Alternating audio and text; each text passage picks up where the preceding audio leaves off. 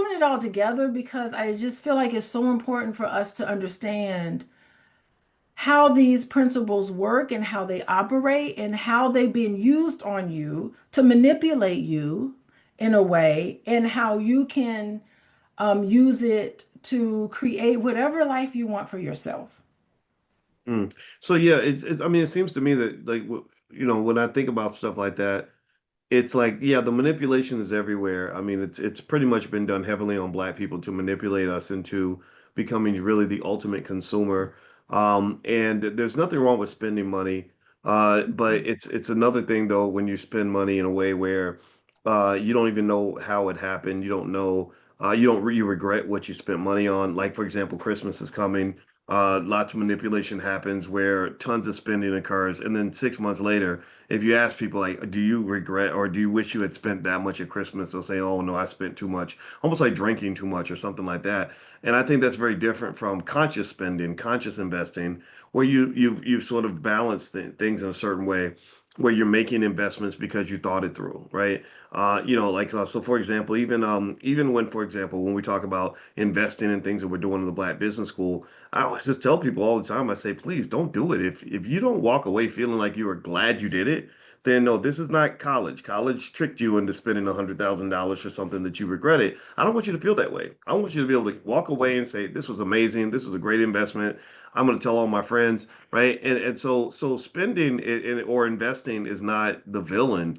It's really the ability to target carefully and to think it through and to make sure that it works for you, make sure it's something that's going to benefit you. And before I move to the next topic, I wanted to mention I put the link in the chat. If you want to join Dr. Alicia's event today at noon Eastern, it's going to be in our stock market program. Or those of you that are in the stock market program, you don't have to sign up. It's free for you.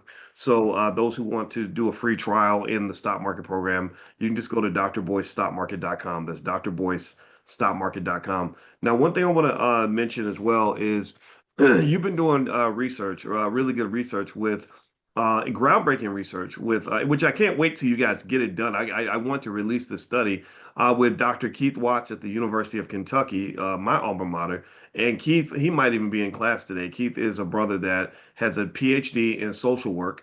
And he is one of the leading scholars in the country in his field.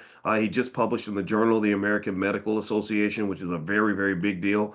And you and Keith have started to actually do something that it surprised the heck out of me that nobody's doing this, nobody's analyzing this. Basically, you're looking at the link between childhood trauma and economic choices as you get older. Did you want to talk about that a little bit? Yeah, I do. It was something that I've always wanted to do for quite some time since we have been talking about, since you've been developing all these programs. You have the Coin, you have the Win, you have the Prime program, and I'm just like, Boyce, you're making such a huge impact on people. We have got to come up with some way to measure this, to show that the results are happening in the way that students have been talking about. So it was great because at the beginning of this conversation, you read, a script from somebody who, like a testimony.